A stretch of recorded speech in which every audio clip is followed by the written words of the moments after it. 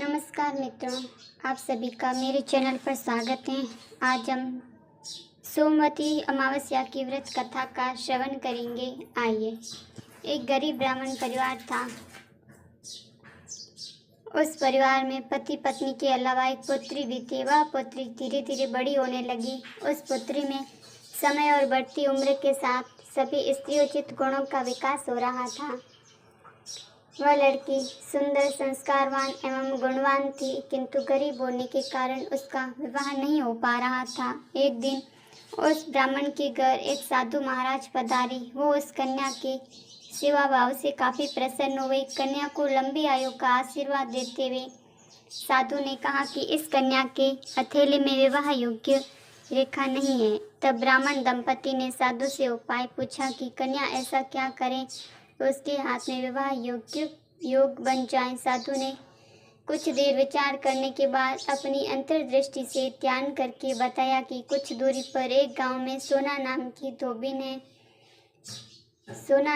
धोबिन जाति की एक महिला अपने बेटे और बहू के साथ रहती हैं, जो बहुत ही आचार विचार और संस्कार संपन्न तथा पति परायण है।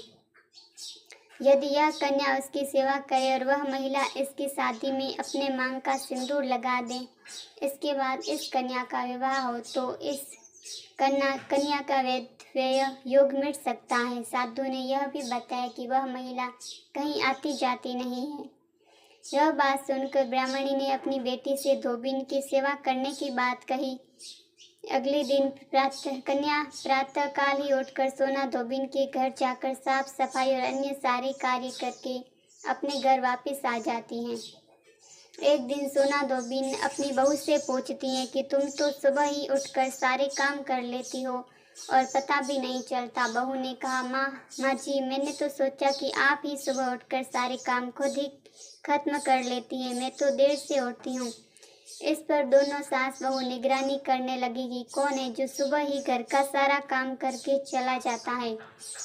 कई दिनों के बाद धोबी ने देखा कि एक कन्या मुंह अंधेरे घर में आती है और सारे काम करने के बाद चली जाती है। जब वह जाने लगी तो सोना धोबिन उसके पैरों पर गिर पड़ी। पूछने लगी कि आप कौन है और इस तरह छुपकर मेरे घर की चाकरी क्यों करती है।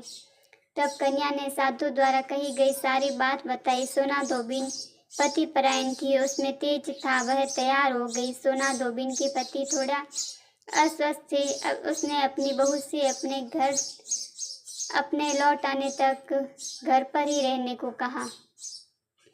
सोना धोबिन ने जैसे ही अपनी मांग का सिंदूर उस कन्या की मांग में लगाया, उसका पति मर गया और उसे इस बात का पता चल गया। वह घर से निराजली चली थी, यह सोचकर कि रास्ते में कहीं पीपल का पेड़ मिलेगा तो उसे भंवरी देकर और उसकी परिक्रमा करके ही जल ग्रहण करेगी। उस दिन सोमवती अमावस्या थी। ब्राह्मण के घर मिले पुए पकवान की जगह उसने ईंट के टुकड़ों से 108 बार भंवरी देकर 108 बार पीपल के पेड़ की परिक्रमा की और उसके बाद जल ग्रहण किया। ऐसा करते ही उसके पति के मुर्दा शरीर में वापस जान आ गई। धोबिन का पति वापस जीवित हो उठा। इसलिए सोमवती अमावस्या के दिन से शुरू करके जो व्यक्ति हर अमावस्या के दिन भंवरी देता है, उसके सुख और सौभाग्य में वृद्धि होती है। पीपल के पेड़ में सभी देवों का वास होता है, अतः जो व्यक्ति हर अमावस्या को न कर सके, वह सोमवार को पड़ने वाली अमावस्या के दिन 108 वस्तुओं की भंवरी देकर सोना धोबिन और गौरी गणेश का पूजन करती हैं, उसे अखंड सौभाग्य की प्राप्ति होती है।